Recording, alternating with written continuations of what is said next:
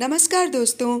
आज मैं आप सबके लिए शरत चंद्र चट्टोपाध्याय जी द्वारा लिखित एक कहानी महेश लेकर आई हूँ। ये कहानी एक बहुत ही गरीब और मजबूर इंसान के पशु प्रेम की कहानी है। यदि आपको मेरा कथावाचन और चैनल पसंद आता है तो प्लीज़ मेरे इस चैनल को सब्सक्राइब, लाइक और शेयर कर लीजिएगा। हाँ, और बेल आइकन ज़रूर दबा लीजिएगा। तो आइए सुने कहानी महेश। गांव का नाम है काशीपुर। छोटा सा गांव और जमींदार उससे भी छोटा, मगर फिर भी उसका दबदबा ऐसा कि कोई प्रजा चूं तक नहीं कर सकती। छोटे लड़के की पूजा थी। जन्म तिथि की पूजा समाप्त करके तर्करत्न महाशय दोपहर के वक्त घर लौट रहे थे। बैसाख खत्म होने को है, पर आकाश में कहीं बादल की छाया तक नहीं। अनावृष्टि के आकाश से मानो आग झर रही है। सामने का दिगंत व्यापी मैदान कड़ी धूप से सूख कर फटने लगा है और उन लाखों दरारों में से धरती की छाती का खून मानो धुआं बनकर उड़ा जा रहा है। अग्नि शिखा सी उसकी लहराती हुई ऊर्ध्व गति की तरफ देखने से सिर चकनाने लगता है, जैसे नशा आ गया हो। उस मैदान के किनारे रास्ते पर गफूर जुलाहे का घर है। उसकी मिट्टी की दीवार गिर गई है और आंगन सड़क से आ मिला है। मानो अंतःपुर की लज्जा और आबरू पथिकों की करुणा के आगे आत्मसमर्पण करके निश्चिंत हो गई हो। सड़क के किनारे एक पेड़ की छाया में खड़े होकर तर्क रत्न ने पुकारा, ओरे ओ गफूर, घर में है क्या? उसकी 10 साल की लड़की ने दरवाजे के पास आकर कहा, क्यों, बापू को तो बुखार आ गया है। बुखार? बुला हरामजादे को, पाखंडी म्लेच्छ कहीं का। शोरगुल सुनकर गफूर मियाँ घर से निकलकर बुखार में कांपता हुआ बाहर आ खड़ा हुआ। फूटी दीवार से सटा हुआ एक पुराना बबूल का पेड़ है। उसकी डाल से एक बैल बंधा हुआ है। तर्करत्न ने उसकी तरफ इशारा करके कहा, ये क्या हो रहा है? सुनो तो सही, ये हिंदुओं का गांव है, जमींदार ब्राह्मण है, सो भी कुछ होश है तुम्हें? उसका चेहरा गुस्से और धूप से सुर्ख हो रहा था, लिहाजा उस मुंह से गर्म और तीखी बात ही निकलेगी, मगर कारण न समझ सकने से गफूर सिर्फ मुंह की तरफ देखता रहा। तर्क रत्न ने कहा, सवेरे जाते वक्त देख गया था बंधा है, और दोपहर को लौटते वक्त देख रहा हूँ कि ज्यों का त्यों बंधा हुआ है। गो हत्या होने पर मालिक साहब तुझे जिंदा गाड़ देंगे। वे ऐसे ब्राह्मण नहीं हैं।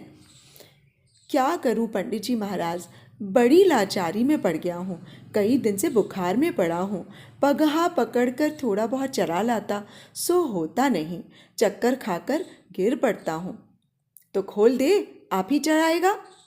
कहाँ छोड़ाऊँ पंडित जी, लोगों के धान अभी तक झाड़े नहीं गए हैं, खलिहान में पड़े हुए हैं।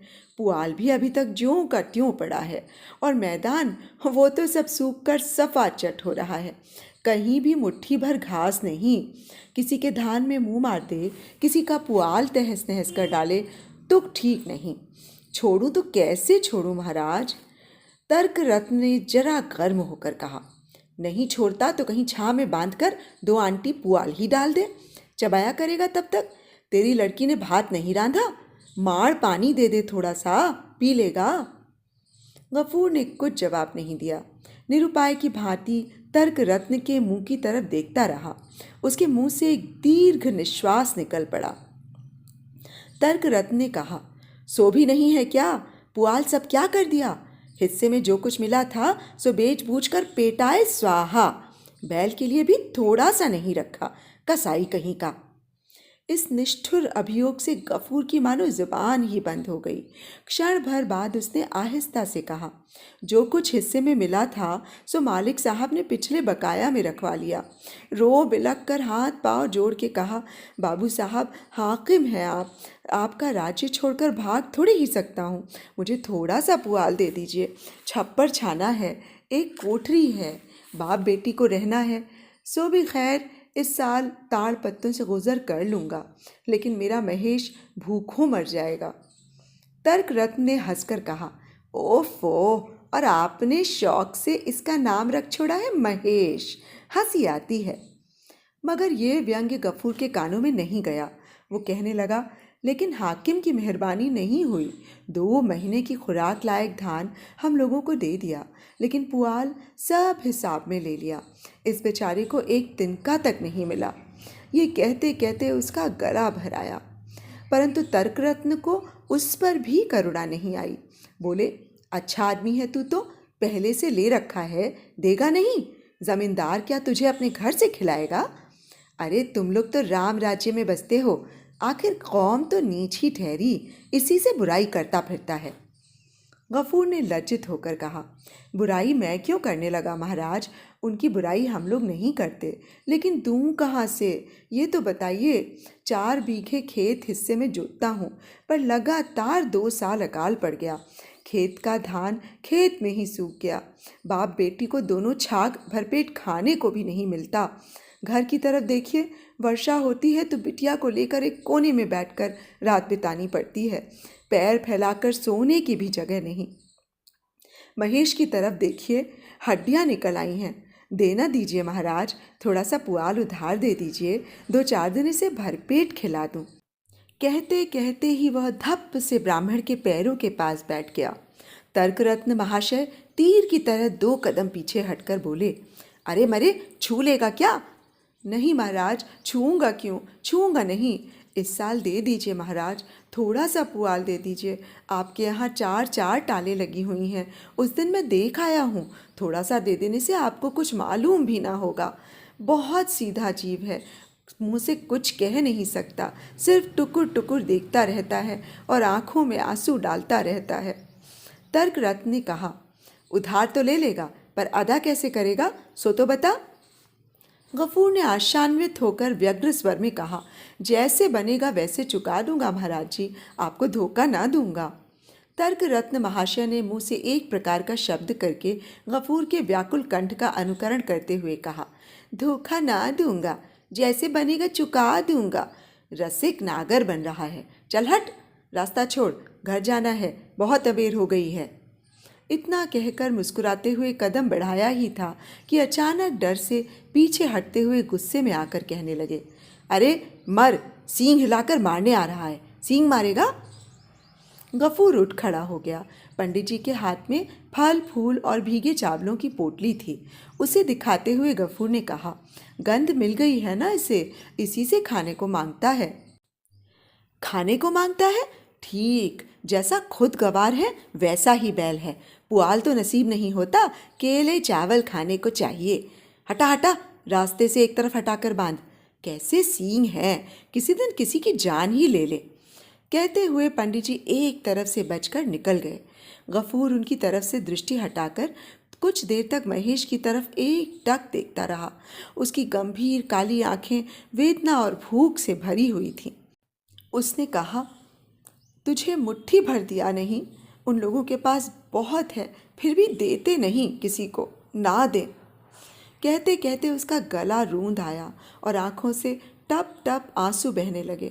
महेश के पास आकर चुपचाप उसके गले पर, माथे और पीठ पर हाथ फेरता हुआ चुपके से कहने लगा, महेश, तू मेरा लड़का है, तो हम लोगों को 8 साल तक खिलाता पिलाता रहा, बूढ़ा हो गया है, तुझे मैं भरपेट खिला भी नहीं सकता, लेकिन तू तो जानता है ना कि मैं तुझे कितना चाहता हूँ।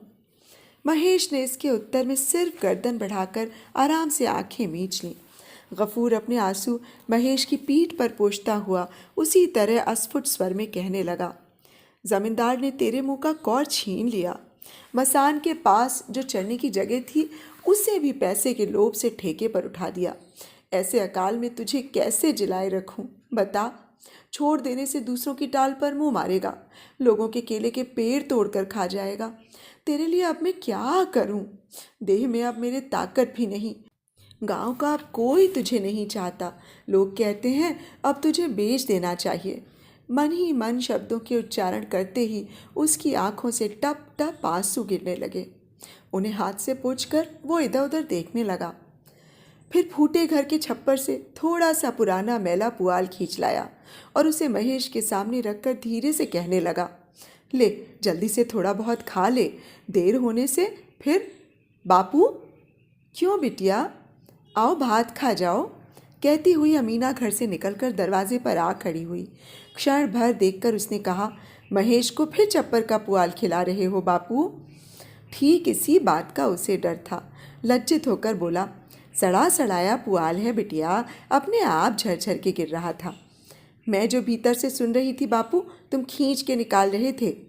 नहीं बिटिया, ठीक खींच के नहीं निकाला, लेकिन दीवार जो गिर जाएगी बापू। गफूर चुप रहा। सिर्फ एक कोठरी के और सब कुछ टूट फूट गया है, और इस तरह करने से अगली बरसात में वो भी नहीं टिक सकती। ये बात उससे ज़्यादा, और इस तरह और कितने दिन कट सकते हैं। लड़की ने कहा, हाथ पांव धोकर खा जाओ बापू, मैं परोस चुकी हूँ। गफूर ने कहा, मार तो ज़रा दे जा बिटिया, महेश को पिला पिलू कर निर्चू होकर खाने बैठूंगा। मार तो आज नहीं रहा बापू, हंडिया में ही रह गया। नहीं है? गफूर चुप ही रहा। ऐसे कष्ट के दिनों में ज़रा भी कोई चीज़ बिगाड़ी नहीं जा सकती। इस बात को 10 साल की लड़की भी समझ गई है। हाथ पांव धोकर वह कोठरी के भीतर जाकर खड़ा हो गया। एक पीतल की थाली में पिता के लिए दाल भात परोसकर बेटी अपने लिए एक मिट्टी की थाली में दाल भात लिए बैठी है। देखकर गफूर ने धीरे से कहा, अमीना, मुझे तो आज फिर जाड़ा मालूम हो रहा है। बिटिया, बुखार में खाना क्या ठीक होगा? अमीना ने उद्विग्न चेहरे से कहा, मगर तब तो तुमने कहा था कि बड़ी भूख लग रही है।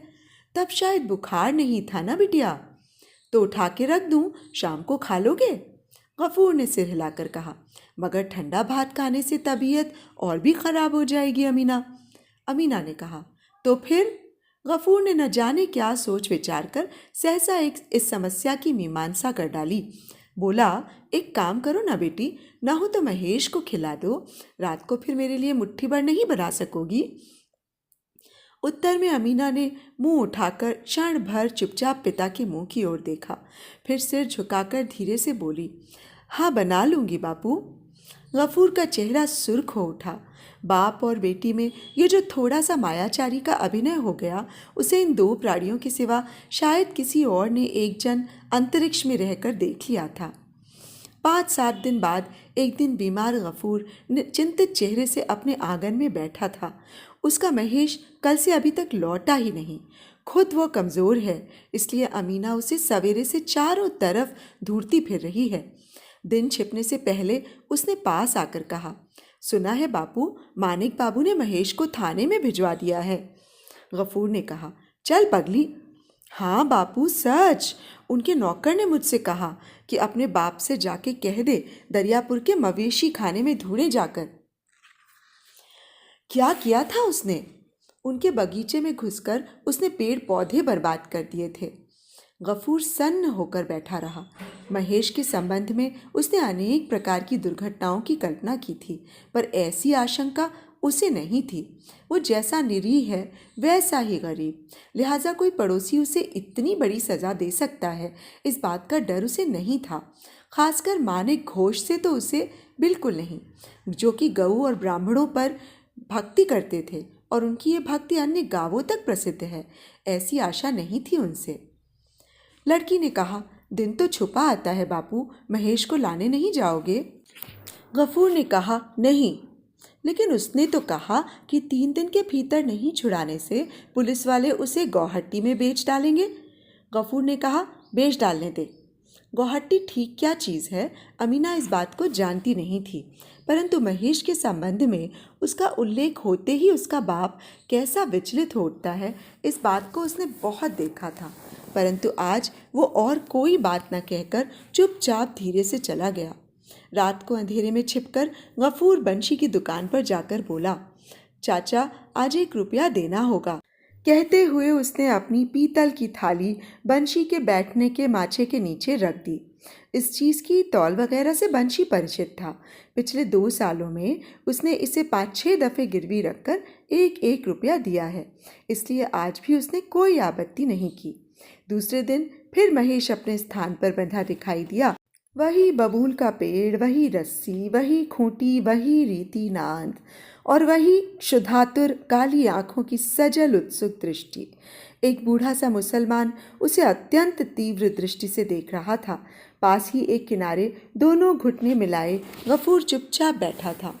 अच्छी तरह देखभाल कर उस बुढ़े ने चादर की छोर में से एक 10 रुपए का नोट निकालकर उसकी तह खोलकर बार बार उसे ठीक करते हुए गफूर के पास जाकर कहा, अब मोल तोल करके इसे भुनाऊंगा नहीं, ये लो पूरे 10 के 10 दिए देता हूँ, लो। गफूर ने आगे बढ़कर नोट ले लिया और उसी तरह चुपचाप बैठा रहा। पर जो आदमी बुढ़े के साथ आए थे, उनके पगहा पर हाथ लगाते ही गफूर अकस्मात उठकर सतर खड़ा हो गया और उद्धत स्वर से बोल उठा, पगहा को हाथ मत लगाना, कही देता हूँ, खबरदार, अच्छा ना होगा। वे चौंक पड़े। बुढ़े ने आश्चर्य के साथ कहा, क्यों? गफूर ने उसी तरह गुस्से में जवाब दिया, क्यों क्या, मेरी चीज़ है, मैं नहीं बेचता, मेरी खुशी। इतना कहकर उसने नोट को अलग फेंक दिया। उन लोगों ने कहा, कल रास्ते में बयाना जो लेकर गए थे, यह लो, अपना बयाना भी वापस ले लो। कहकर उसने आंटी में से 2 रुपये निकालकर भन्न से पटक दिए। एक झगड़ा उठ खड़ा होगा, इस ख्याल से बूढ़े ने हंसकर धीरता के साथ कहा, दबाव डालकर और 2 रुपये ज़्यादा लेना चाहते हो, यही तो, दे दो जी। जलपान के लिए उसकी लड़की के हाथ पर धर दो 2 रुपये, बस यही चाहिए? नहीं, मगर इससे ज़्यादा कोई एक धेला भी ना देगा, मालूम है? गफूर ने ज़ोर से सिर हिलाकर कहा, नहीं। बुढ़े ने नाराज़ होकर कहा, तो क्या चमड़े की ही तो कीमत मिलेगी, नहीं तो माल इसमें क्या है? तोबा तोबा। गफूर के मुंह से अचानक एक भद्दी कड़वी बात निकल गई और दूसरे ही क्षण वो अपनी कोठरी में जाकर चिल्ला चिल्ला कर धमकी देने लगा कि अगर वे लोग जल्दी से गांव के बाहर नहीं गए तो ज़मींदार के आदमियों को बुलवाकर जूते मार कर निकलवा दूंगा। शोरगुल सुनकर लोग इकट्ठे हो गए, मगर इतने में ज़मींदार के यहाँ से उसका बुलावा आ गया। बात मालिक साहब तक पहुँच ही गई थी। कचहरी में उस समय भले बुरे, ऊंचे नीचे सभी तरह के आदमी बैठे थे। शिवशंकर बाबू ने आंखें तरेर कर कहा, गफूरा, तुझे क्या सज़ा दी जाए, कुछ समझ में नहीं आता। किसकी ज़मींदारी में रहता है, जानता है? गफूर ने हाथ जोड़कर कहा, जानता हूँ, हम लोग खाने बिना मर रहे हैं हुजूर, नहीं तो आज आप जो कुछ जुर्माना करते मैं ना नहीं करता। सभी आश्चर्यचकित हो गए। इस आदमी को वे जिद्दी और बदमिजाज ही समझते आ रहे थे। गफूर ने रूंधे हुए गले से कहा, ऐसा काम अब कभी ना करूँगा मालिक साहब। इतना कहकर उसने खुद ही दोनों हाथों से अपना कान पकड़ा और आंगन में एक तरफ नाक रगड़ता हुआ खड़ा हो गया। शिवशंकर बाबू ने सदैव कंठ से कहा, अच्छा जा जा, हो गया, जा, अब कभी ऐसी मती मत करना। बात सुनकर सबके रोए खड़े हो गए और विषय में किसी को रंच मात्र भी संदेह न रह गया कि ऐसा महापातक होते होते रुक गया। वो सिर्फ मालिक साहब के पुण्य के प्रभाव से और शासन के जोर से। तर्क रत्न महाशय भी उपस्थित थे। उन्होंने गो शब्द की शास्त्रीय व्याख्या की और ऐसी धर्म ज्ञान शून्य म्लेच्छ जाति को गांव के आसपास कहीं भी नहीं बसने देना चाहिए, इस बात को प्रकट करके लोगों के ज्ञान नेत्र खोल दिए। गफूर ने किसी बात का जवाब नहीं दिया, बल्कि उसने इस अपमान और तिरस्कार को यथार्थ प्राप्य समझकर सिर माथे ले लिया और वह प्रसन्न चित्त से घर चला गया। उसने पड़ोसी के घर से माड़ मांगकर महेश को पिलाया और उसकी देह, सिर और सींग पर बार बार हाथ फेरकर अस्वट स्वर में जाने क्या क्या कहता रहा। जेठ खत्म हो चला। रुद्र की जिस मूर्ति ने एक दिन बैसाख के अंत में आत्म प्रकाश किया था, वो कितनी भीषण और कितनी बड़ी कठोर हो सकती है, इस बात का अनुभव आज के आकाश की तरफ बगैर देखे किया ही नहीं जा सकता। कहीं भी जरा करुणा का आभास तक नहीं। कभी इस रूप का लेश मात्र परिवर्तन हो सकता है और किसी दिन ये आकाश बदलियों से घिरकर सजल दिखाई दे सकता है। इस बात की आज कल्पना करते ही डर लगता है। समस्त नभ स्थल से जो प्रज्वलित आग लगातार झड़ रही है, उसका अंत नहीं, समाप्ति भी नहीं। सबको अंत तक जलाकर खाक किए बगैर वो नहीं रुकने की। ऐसे दिन में ठीक दोपहर के वक्त गफूर घर लौटा। दूसरे के दरवाजे पर मजूरी करने की उसकी आदत नहीं और अभी बुखार को छूटे भी 4-5 दिन ही हुए हैं। शरीर कमज़ोर है, थका हुआ, फिर भी आज वो काम की तलाश में निकला था, मगर ऐसी तेज धूप में चलने के सिवा और कुछ उसके हाथ नहीं आया। भूख, प्यास, थकान के मारे उसे आँखों के आगे अंधेरा दिखाई दे रहा था। आंगन में खड़े होकर उसने आवाज़ दी, अमीना, भात हो गया री? लड़की कोठरी में से आहिस्ता से निकलकर चुपचाप खूंटी के सहारे खड़ी हो गई। जवाब न पाकर गफूर चिल्लाकर बोल उठा, हुआ भात? क्या कहा? नहीं हुआ? क्यों नहीं हुआ बता। चावल नहीं है बापू। चावल नहीं है? सवेरे क्यों नहीं कहा मुझसे? रात को तो कहा था। गफूर का ने मुंह बनाकर उसके स्वर की नकल करते हुए कहा, रात को तो कहा था। रात को कहने से किसी को याद रहती है? कर्कश कंठ से उसका क्रोध दूना बढ़ गया। वो चेहरे को अधिकतर विकृत करके कहने लगा, चावल रहेगा कहाँ से? रोगी बाप खाए चाहे ना खाए, धींगड़ी लड़की को 4-4, 5-5 दफे गटकने को चाहिए। आज से चावल में ताले में बंद करके रखूंगा। ला एक लोटा पानी दे, मारे प्यास के छाती फटी जाती है। कह दे पानी भी नहीं है। अमीना उसी तरह सिर झुकाए खड़ी रही। कुछ देर बाद गफूर जब समझ गया कि घर में पीने का पानी तक नहीं, तब तो वह अपने को संभाल न सका। उसने चट से पास जाकर उसके गाल पर तर से एक तमाचा जड़ दिया और कहा, कलमुही हरामजादी लड़की, दिन भर तू किया क्या करती है? इतने लोग मरते हैं, तू क्यों नहीं मरती? लड़की ने कुछ जवाब नहीं दिया। मिट्टी की गागर उठाकर ऐसी कड़ाके की धूप में ही आंखें पोंछती हुई चुपचाप चल दी। मगर उसके आंख के ओझल होते ही गफूर की छाती में शूल सा चुभने लगा। बगैर माँ की इस लड़की को उसने किस तरह पाल पोस कर बड़ा किया है, सो वही जानता है। वो सोचने लगा, उसकी इस स्नेहमयी कार्यपरायण शांत लड़की का कोई दोष नहीं। खेत का जो थोड़ा सा अनाज था, उसके निबट जाने के बाद से उसे दोनों वक्त भरपेट खाने को भी नहीं मिलता। किसी दिन एक छाक खाकर रह जाती है और किसी दिन वो भी नसीब नहीं होता। दिन में 4-4, 5-5 दफ़े खाने की बात जितनी असंभव है, उतनी ही झूठ। और घर में पानी न रहने का कारण भी उससे छिपाना था। गांव में जो 2-3 तालाब हैं, वे बिल्कुल सूख गए हैं। शिवचरण बाबू के पिछवाड़े की पोखर में जो थोड़ा बहुत पानी है भी, सो सबको मिलता नहीं। और तालाबों में से एक आध जगह गड्ढा खोदकर जो कुछ पानी संचित होता है, उसके लिए छीना झपटी मच जाती है और वहाँ भीड़ भी बहुत रहती है। मुसलमान होने से वो उनके पास भी नहीं जा सकती। घंटों दूर खड़ी रहने के बाद बहुत निहोरे करने पर कोई दया करके उसके बर्तन में पानी डाल दे तो वो घर लावे। इस बात को वो जानता था। हो सकता है कि आज पानी न रहा हो या झीना झपटी के बीच किसी को लड़की पर कृपा करने का मौका ही ना मिला हो। ऐसी ही कोई बात हो गई होगी, यह समझकर उसकी आंखों में आंसू भर आए। इतने में जमींदार का प्यादा यमदूत की तरह आंगन में आ खड़ा हुआ। गफूरा घर है क्या? गफूर ने तीखे स्वर में उत्तर दिया, हूँ। क्यों, क्या है? बाबू साहब बुला रहे हैं, चल। गफूर ने कहा, अभी मैंने खाया पिया नहीं, पीछे आऊँगा। इतना ज़बरदस्त हौसला प्यादे से सहा नहीं गया।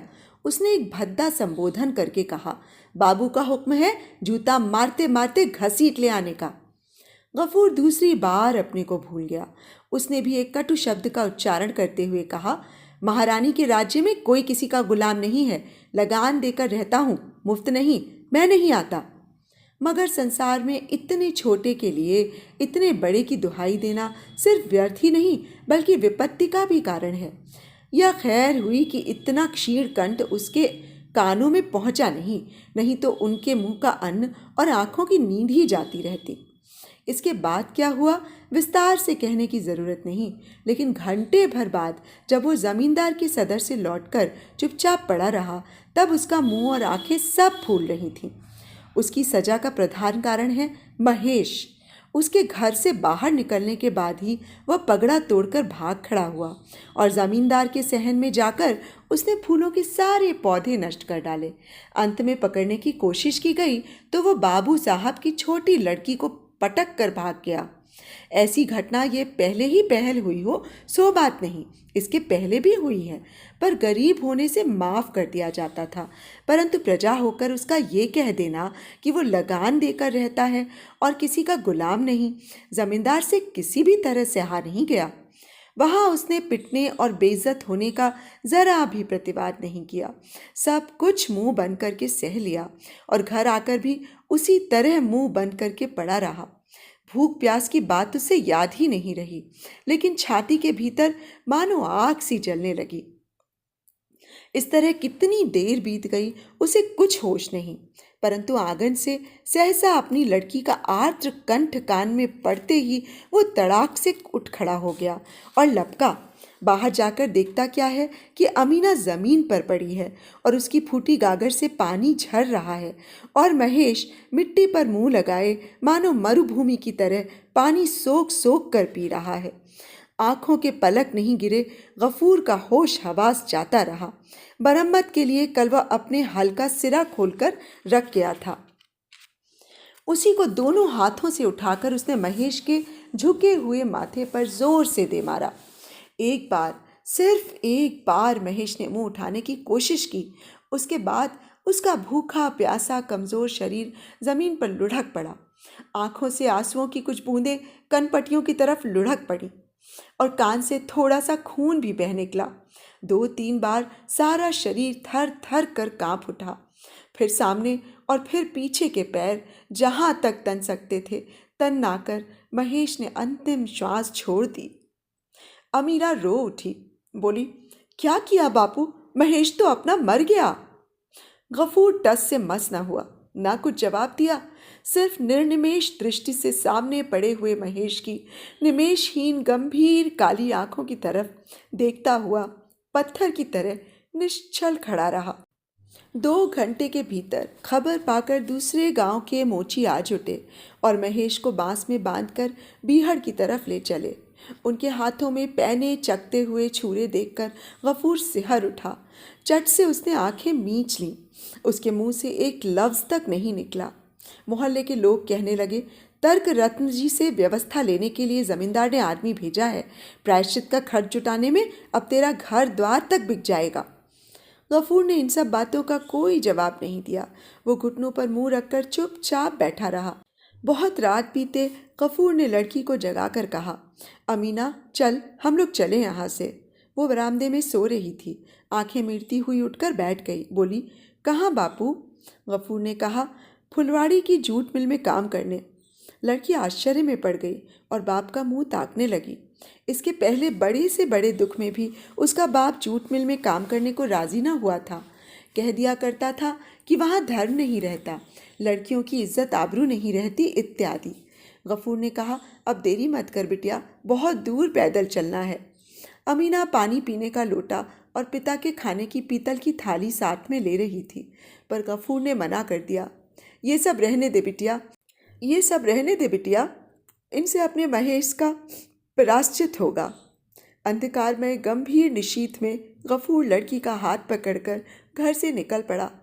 गांव में उसका कोई आत्मीय नहीं था, लिहाजा किसी से कुछ कहने सुनने की ज़रूरत ही नहीं थी। आंगन पार होकर रास्ते के किनारे उस बबूल के पेड़ के नीचे पहुंचते ही वो ठिठक कर खड़ा हो गया और फूट फूट कर रोने लगा। तारों से चढ़े हुए काले आसमान की तरफ मुंह उठाकर वो कहने लगा, अल्लाह, मेरा महेश प्यासा मर गया। उसके चढ़ने खाने तक को किसी ने ज़मीन नहीं दी। मुझे जितनी चाहे सज़ा दे डालो, मगर जिसने तुम्हारी दी हुई घास और तुम्हारा दिया हुआ प्यास का पानी उसे पीने नहीं दिया, उसका कसूर तुम कभी माफ़ मत करना। तो अभी आप सुन रहे थे शरत चंद्र चट्टोपाध्याय जी द्वारा लिखित कहानी महेश। आप सबको ये कहानी कैसी लगी मुझे कमेंट बॉक्स में अवश्य बताइएगा। यदि मेरे कथावाचन में कोई दोष हो तो कृपया मुझे उससे अवगत भी कराइएगा। तो आज के लिए बस इतना ही। कल फिर एक नई कहानी के साथ आप सबसे रूबरू होंगी। तब तक के लिए मुझे इजाज़त दीजिए। नमस्कार।